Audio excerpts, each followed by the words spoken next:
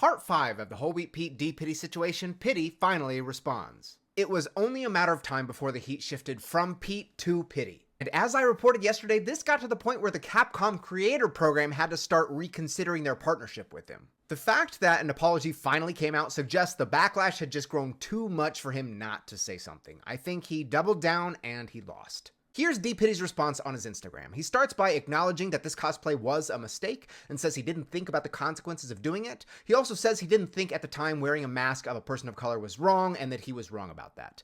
But here's where I pause. Because a source who was with Pete and DPiddy Thursday night before the incident told me on the phone and in a text message they heard him say something to the effect of, "My friend said I'm fine because it's not technically blackface since it's a mask," and they were all laughing and joking about it. To my knowledge, and I've met a few of them, none of his entourage is black, and I would be surprised if black friends of his encouraged this. Not only that, but I know of at least one other previous instance where he defended another cosplayer who did blackface for a dark elf cosplay.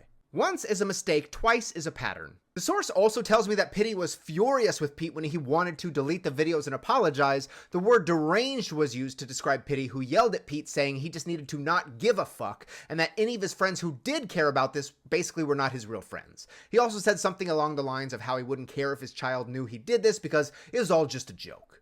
Continuing, he says he's keeping the reel up on his page for now because he doesn't want to hide anything from the community.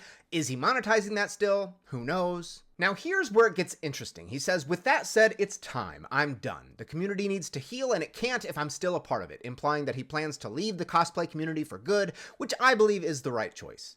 But lots of questions remain. Why did it take him 4 days to say something? At what point, assuming he's being honest, did he feel remorse? Would he have admitted his wrongdoing without the pressure of the entire cosplay community? Will he return to conventions in 6 months in a different mask, or even the same one? Let me know in the comments how you feel about his apology.